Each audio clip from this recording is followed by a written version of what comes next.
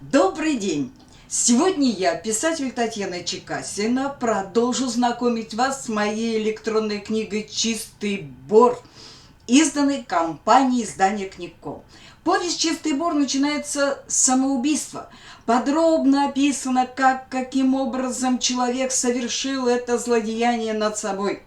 В повести идет динамичная жизнь людей, которые переживают личные свои драмы, и вполне может и тот, и другой пойти на такой убийственный шаг. Главного персонажа зовут Николай Петрович Шрамков.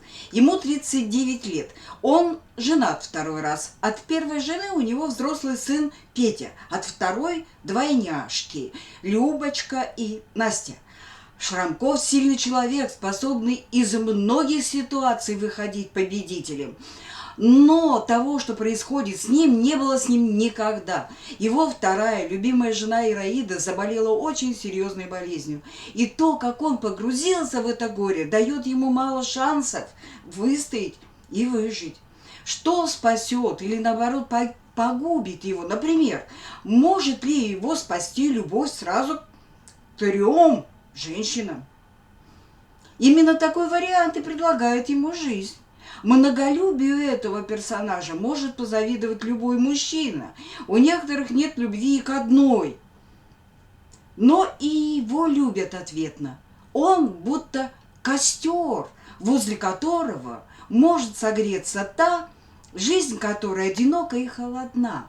Например, в повести есть персонаж – умная и милая молодая дама, корреспондент газеты.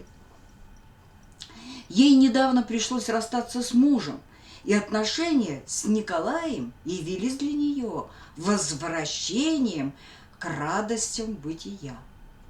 Повесть написана легко, с юмором. Комедия и трагедия, как в жизни, идут рядом. Черная полоса сменяется светлой, но для писателя-реалиста важна победа света над тьмой, добра над злом.